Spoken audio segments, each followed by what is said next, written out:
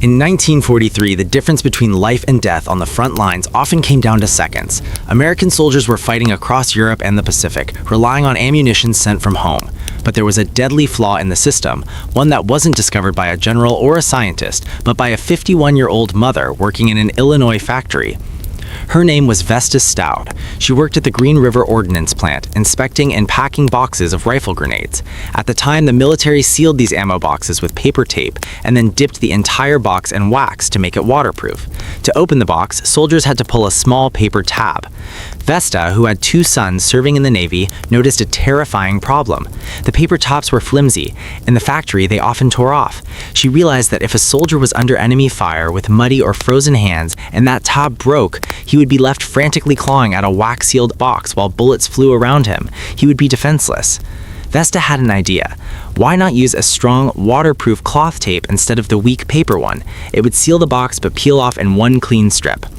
She took her idea to her supervisors. They weren't interested. They told her the current system was good enough and to get back to work.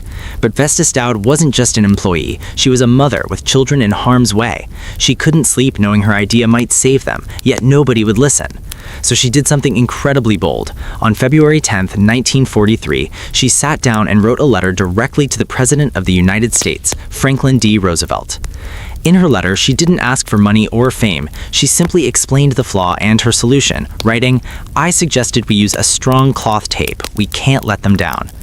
Most letters to the president get lost in the shuffle, but FDR read Vesta's letter and he agreed. He immediately passed it to the War Production Board. Within weeks, the order went out. They contacted Johnson & Johnson to manufacture Vesta's invention.